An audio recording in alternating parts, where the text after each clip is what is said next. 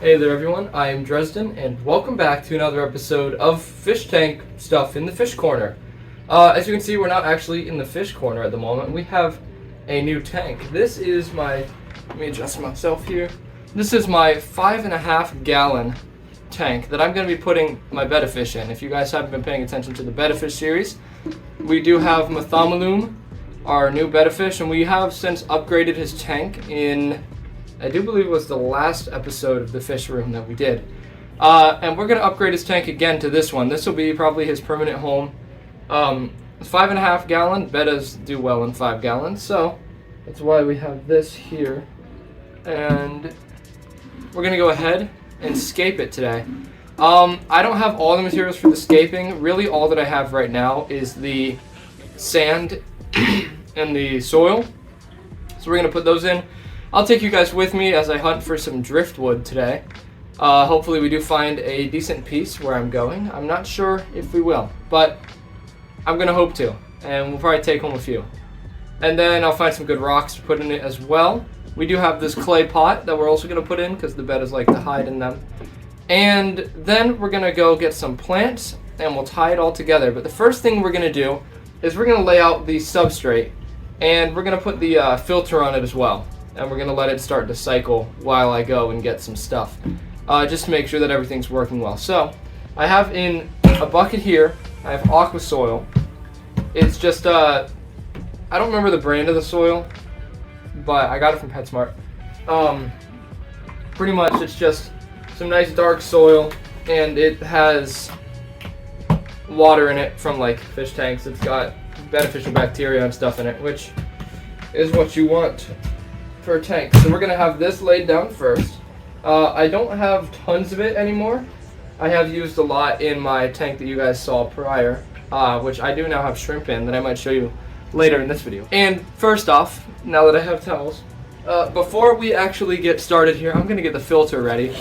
We have this. It is a Tetra internal power filter, and I've never actually used an IPF before, but I do think I know how. The reason I got this one is because it is really good for stacking the filtration. Instead of buying these filter cartridges, I can just buy a carbon bag and I can buy some filter floss, stack them in here, and it'll just filter on its own, and I won't need to change it nearly as much as I would need to change this pad. So this filter will be about like this. I do believe.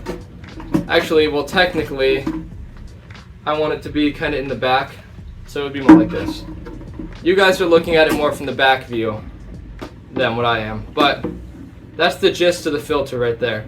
It's a little large for this tank. It is recommended for a 5 to 10 gallon, but it's the smallest and most compact filter I found at my store, and so I wanted to use it. So pretty much what it does is it sucks up the water from the bottom, pumps it up the top, and then it goes through this bio bag, this filter, and it goes out back into the water. So the water line would probably be around here somewhere. It sucks up water from the bottom. Pretty nice. So let's go ahead now and let's get the substrate laid out, at least the soil part.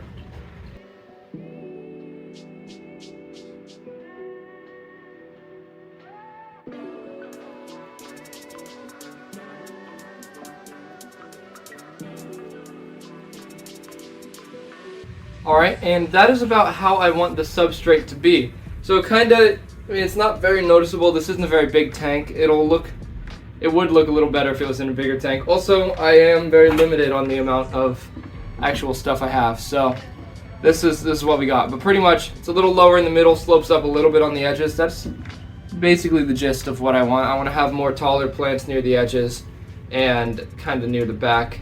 So I might slope it up a little bit more in the back. And then I want to have some smaller plants in the front, perhaps just empty blank sand with maybe a rock or two in the middle, just for some added texture. This will go right here. I haven't rinsed it, so I'm not going to put it in yet, but it'll go back there next to the filter, which will give the betta a good hiding place. So, and it'll keep him away from the flow of the filter if he wants to hide in there, because he doesn't seem to like the flow of the filter, which I guess makes sense. So now we're going to go ahead and add our sand. I'm also going to change how this is a little bit. We do just have some normal like aquatic sand. I don't remember the brand again, but we do have some of that. So we're going to go ahead and lay a nice layer over top of this.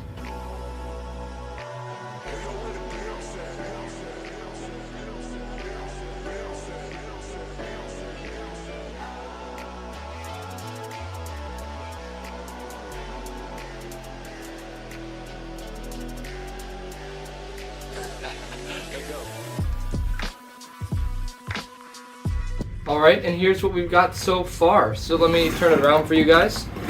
So, as you can see, kind of following my sort of plan, I wanted it to be a little bit lower in the middle and sloped up on the sides, and it looks like we did accomplish that pretty well.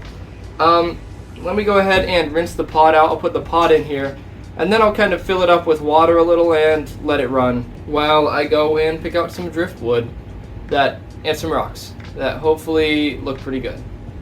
So as you can see, I have moved things around a little bit, but this is the general idea. So we have the filter here, we have the pot here, and we're going to have plants planted over here, we're going to have plants planted there and in the back here, maybe a little bit of a rock patch in the middle. And I do want to have a nice piece of driftwood that hopefully stretches over it.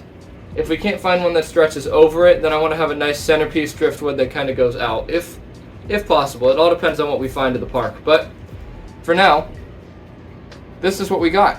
So let's go ahead and fill it up with water now and see how it looks all cycling. Alright, and here we have it. So this is what I have so far. All I've done to the water is add dechlorinator to it. Just so we don't have chlorinated water run through the filter. I'm going to leave it running while we go to the park and find our other stuff. But for now, this is what we have. And I'm actually pretty happy with it. I think it looks pretty good. Putting the water in did mess up a little bit of the substrate. I knew that would happen. I didn't use any preventative measures against that happening. So I knew that would happen. But I didn't want to put any more chemicals or anything in it because when we put the driftwood in, when we put all the other plants in, we are going to have to drain out a bit of the water, and I didn't want to waste chemicals or start the bacteria developing without everything in the tank. I also don't want to have it here, obviously. This is a weird spot to have this. I want to have it next to my other fish tank. Pretty happy with how it's looking so far. The filter's doing its thing, and I'm happy with the filter. Obviously, I mean, it's a filter, but it's one of the stackable ones, which is great. So yeah, we're going to let this run for a bit, and I will meet you guys at the park where we're going to find ourselves a, hopefully, nice piece or a few pieces of driftwood. Alright, hunting for driftwood. I don't know if there's going to be any good pieces in here, but it's worth a look. I think I hear some sort of animal. Anyway, yeah, so there's a lot of like crawfish and stuff in here. A lot of good pieces of wood. I'm gonna see if I can find a nice one though. All right, everybody, and now it is time to scape the tank. So before I do get started, I won't exactly show you guys the pieces of wood and rocks I picked out. Just know I boiled them all. I've had them soaking in the tank, so they're all good. They're all ready to go. I do have 4 plants picked out. I have an Anubias congensis. I have an Anubias barteri. I have an Anubias nana. And then I have a cardinal plant. Little blanket of it that will lay in the back. So, as you can see, I stuck with Anubias. Anubias plants tend to have bigger leaves, especially when they get bigger. They're kind of like swords, except the leaves are a little more round. Generally, so especially with the nana, and the nana should get decently sized, which the betta fish is going to love. So I went ahead and did that. Of course, we're going to put one of the plants, we're going to put them on the sides, you know. Also, I was thinking about the placement of this clay pot here. Well, first off, as you guys can see, there's a little thing above it. I went ahead on the Amazon and I bought this wonderful light that not only has the normal light, but it also has blue light. This is a light that's made for somewhere between 5 and 10 gallons. It's not super bright, but it's pretty good for this size of tank. Now, as I said, I have been like debating where I want this pot, and I'm kind of also wanting it over here because it would stop the filter from disrupting too much, but I do kind of like it where I had it because the filter's current won't get into it too much, and it looks pretty good right there, I think. Yeah, right there should be okay. I also have some tweezers for the scaping of this, so it should be pretty okay. So I'm gonna start with the wood elements, including this wonderful piece of driftwood I found that I don't know how I'm gonna use it, but I'm planning on using it. and some other ones. So let's go ahead and get started with the scaping. I'm just going to time lapse it for you. It'll take me probably 20 minutes or so, but I'll time lapse it for you guys, make it nice, quick, and painless. So without further ado, enjoy watching me try and figure out what to do with all the stuff I have.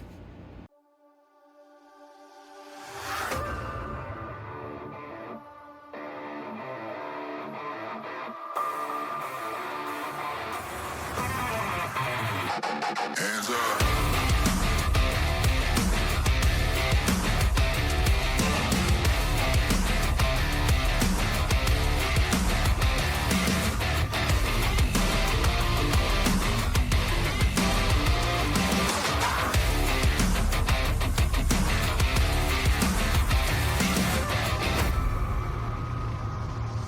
I know another way. Secrets you won't believe. You can dive in into a dream.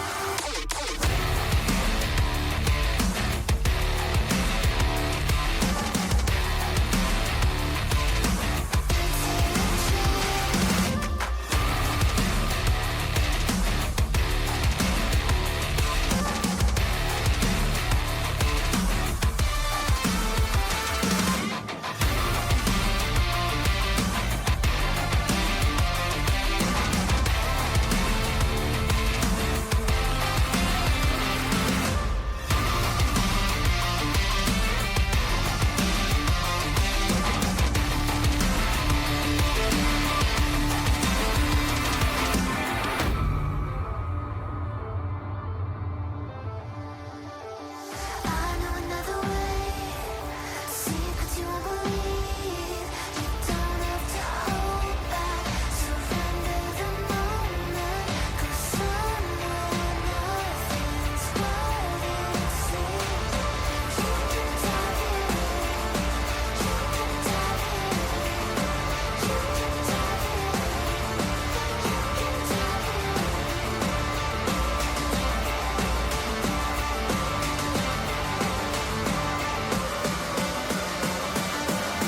Into a dream.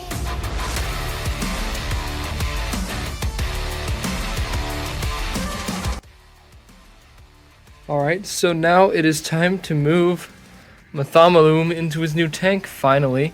So we have him there. I think he's chilling somewhere. He's in the tank. Just trust me, honestly. There he is. Look at him. He's underneath the anemone thing. But we're going to move him out of that tank because we have another new project. I'll give you a little quick glance there. What's going on? Oh yeah. So if you guys know what that is, leave it in the comments down below. Here's a hint. He's a little bit bigger than this guy. A little bit bigger. And that's of course by his breed, by design. So we're gonna go ahead and move Mathomolume into his new tank. This has been cycling for a few days. As you can see, the driftwood does have some nice bacteria growing on it, which is great. It is what we want in the tank. I could also I need to get that duckweed off the filter because it's stuck. I could take a shrimp potentially out of this tank, potentially just buy a new one, put him in here.